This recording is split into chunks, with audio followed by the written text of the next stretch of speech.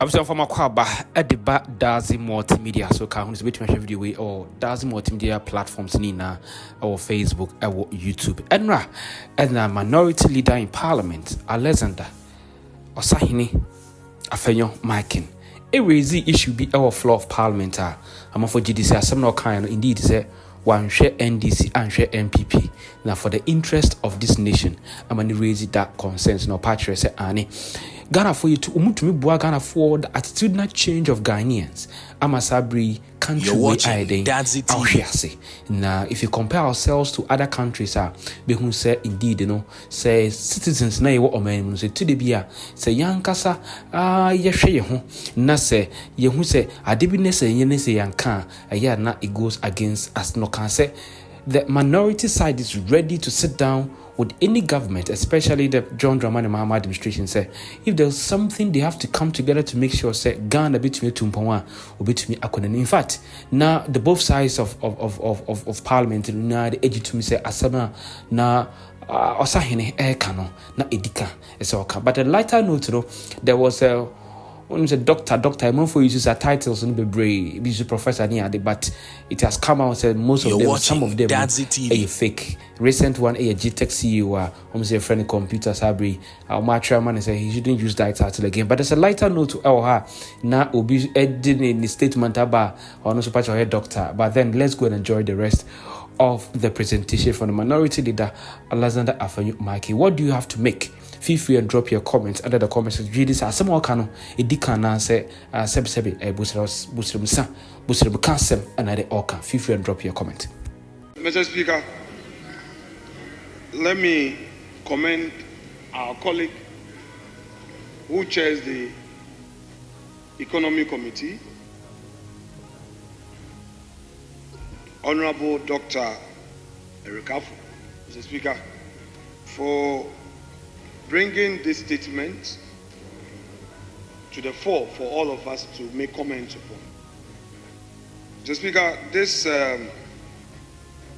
5-page document which you read, I've had the opportunity of going through it, and I must admit that it's taking him a great deal of industry to produce this, and I would want to commend him and add my voice to earlier speakers who encouraged other committee leaders to, from time to time, come up with statements regarding their sector.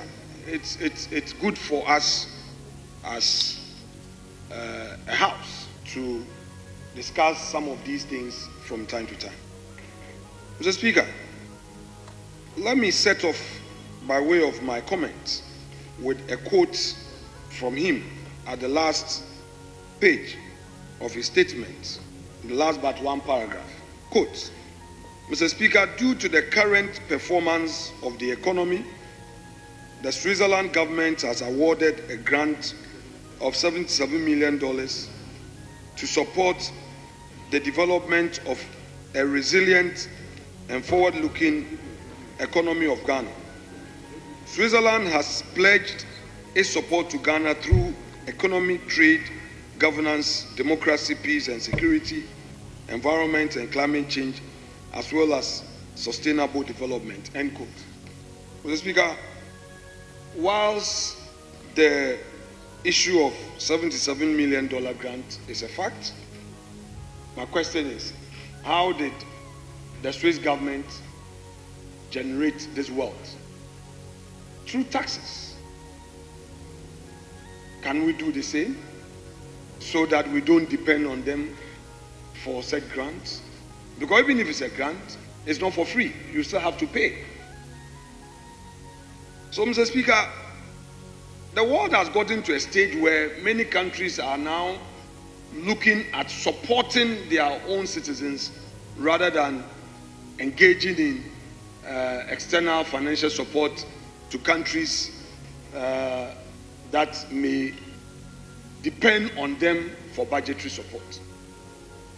Mr. Speaker, it is true that certain statistics are showing some positive signs. My concern is how to sustain these positive data that we are seeing.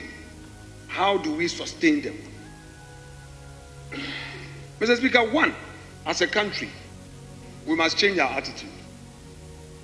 We have a huge attitudinal deficit. Many of our compatriots, when they benefit from initiatives of government, they see it as a freebie. In the end, we the political class, we the politicians. You're watching Dadzi TV. Who play politics with this, and it becomes a burden on the country, and they go scot-free. The time has come, in my very humble view, for us to ensure a national dialogue, to chart a new path, and begin a new conversation that would help change the attitude of the very people who elect us into this chamber. Mr. Speaker, if as political leaders we don't come together to identify the areas of the economy that affect the very foundation of our country, trust me, our democracy may not be there for us to benefit from. The attitude of our own people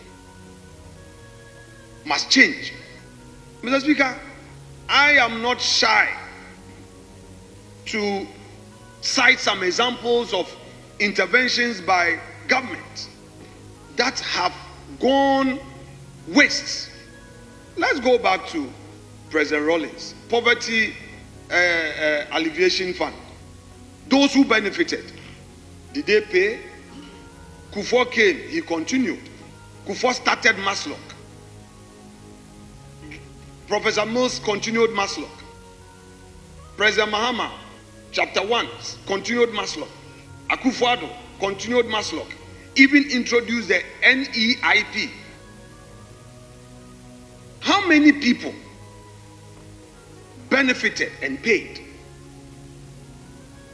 We buy them the tractors. We buy them the aboboya, they take the money. Do we pursue? Because if they don't pay, and because of politics, you also don't pursue because you want them to vote for you again. And there is no positive attitude, Mr. Speaker. This country will stagnate. It won't go anywhere. Look at the energy sector crisis we are facing. I was privileged to have chaired the ECG board for some few months. And Mr. Speaker, if you see the challenge there, government, monies that government would have to use for development, it is using that same money to pay for electricity that people have enjoyed and are refusing to pay. How many companies are paying ECG bills? Even some of their prepaid meters have expired. People consume power because the meter is not reading. I believe that the political leaders of Ghana today must see this as real threat to democracy. Because looking at the trend in global politics, nobody is ready to bring you a tax money to develop your country when you yourself, you can deal with some inefficiencies in your system. So I am saying that if we can sustain the economy with the information we have today, one of the things we should do as a country is to pursue a robust reforms, for instance, in the energy sector, particularly ECG, so that all leakages are addressed. Then people will not push government to say, okay, the only way is to tax the people. Then that becomes also politics. You're watching Dadzi TV. Mr. Speaker, let us change our attitude on some of these things. Mr. Speaker, Galamsey. Mr. Speaker, until we begin a national dialogue, beginning in this very chamber, that NDC MPP understand that Galamsey is a threat to our very existence, so that we communicate that with one voice to our people. Mr. Speaker, we will be pretending to be solving the problem, Every election cycle, somebody will say, oh, I will do this to win votes. Soon thereafter, it will come and hunt us. Our side will not be to obstruct government. Our side is ready to constructively critique, but also to sit on the table with the government and say, look, these are national issues. The West Africa sub-region is melting because they took some of these things for granted. Ghana, perhaps, is the only serious democracy standing. But we have these challenges there. Mr. Speaker, if we don't deal with this galamsey thing, money is getting into the hands of people. People are destroying the environment. In the long run, it is this same economy that it would affect. How do you sustain your economy when some environmental factors are affecting the very economy, and then it is hand to mouth? Mr. Speaker, look at the issue of crop production, food. If I read this story, the statement is talking about some economic gains, but indeed, the poor farmer in Boko, the poor farmer in Hamle, the poor farmer in Jenjazi in Efutu, the poor farmer in Hohoi, are they getting the needed support? Mr. Speaker, it is when we invest in agriculture that we can sustain an economy with. But if you are not investing in these areas, then we are talking about some 6-month successes. Then after, everything comes to square one, and then we go back to IMF begging. Today, the drip machines that are supposed to be, for instance, Mr. Speaker, for our roads, some people are using it for galamsey, and there is no authority to even reprimand. There's impunity, because they come and tell us that I voted for you, so allow me to do whatever. Mr. Speaker, no. Mr. Speaker, what is the strength, what is the authority of the Ghanaian politician? Mr. Speaker, I am happy that government intends to roll out a lot of incentives to support the private sector, including this Akokon Keten thing. But Mr. Speaker, my question is, what support systems have we put in place to ensure that these investments, when they go, they come? That should be the focus of the discussion if we are talking about the economy. If we are talking about economy, Ghanaian politicians, we shouldn't allow things to implode. It may be too quicker than we expect. It can just be one morning, and the very people that we failed to discuss the challenges with will say you have failed. Mr. Speaker, look at the turnout. Look at the turnout in elections. 2024, a whole Greater Accra, where we do a lot of the political activism, 55% turnout. It should tell you that the people are beginning to get fed up. They are getting fed up with us.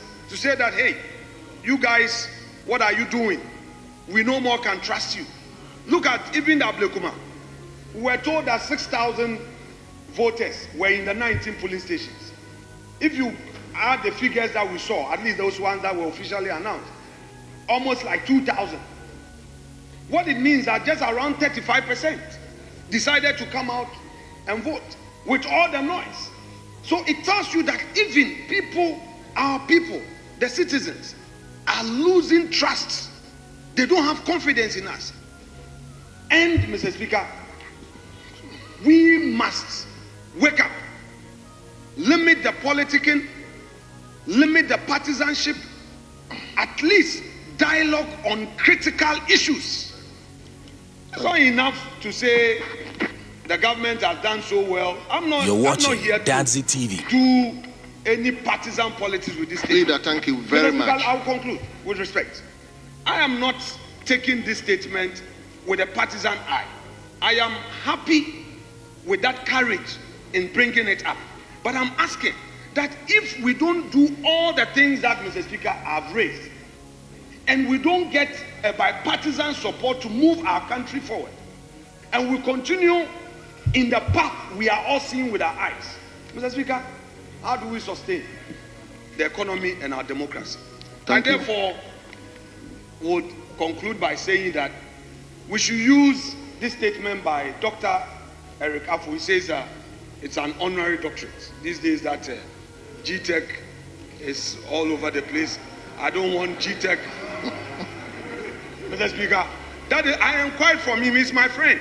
So I first asked, bro, is this an honorary? He said, yes, honorary.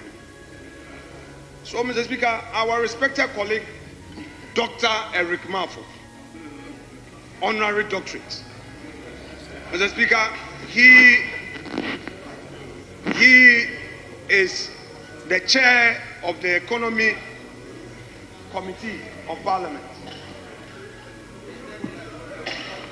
Thank you. Mr. Speaker, I'm being corrected. I like to be corrected.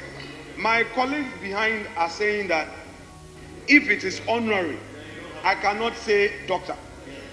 So I should just say Eric Afenyo. Exactly. Honorary. No. So how then does he take? No, Mr. Speaker. Mr. Speaker, I don't want controversy. No, but it's an honorary doctorate. So if it's an honorary doctorate, you can't use the title. Well, honorary doctorate is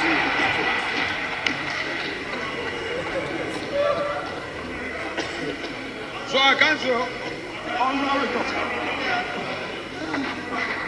No, Mr. Speaker, it is. You see, you've just come from your ministry. You want to come and create problem. No, it is part. It's here. Statement on the highlights of positive trends of the economy of Ghana by Honorable Dr. Ima, please. It's Honorable Dr. Eric. Yeah, so I am saying that our colleague Honorable Dr. Eric Afenyo. Well, this has not been amended. I want to rely on the document I have here. Thank you. Mr. Speaker, at least he has set the pace. He has set the pace. Let us move in that direction. I'm happy, Honorable Mahama Yariga, leader of government business, has entered the chamber. Mr. Speaker, he has come at the right time. And I would want to invite him to begin that national dialogue in this very house. He should start it. We will support him. Because, Mr. Speaker, there are security issues that affect our country. There are key areas that if with one voice we educate our people, we talk to them, we rationalize. It's not about NDC, NPP. It's about the system that we are all running. If we come together. Thank you. Mr. Speaker, Thank Ghana would benefit. Thank you so much. Thank you so much, Mr. Speaker, for the opportunity. Dr. Eric Afenyo. Thank you so much too.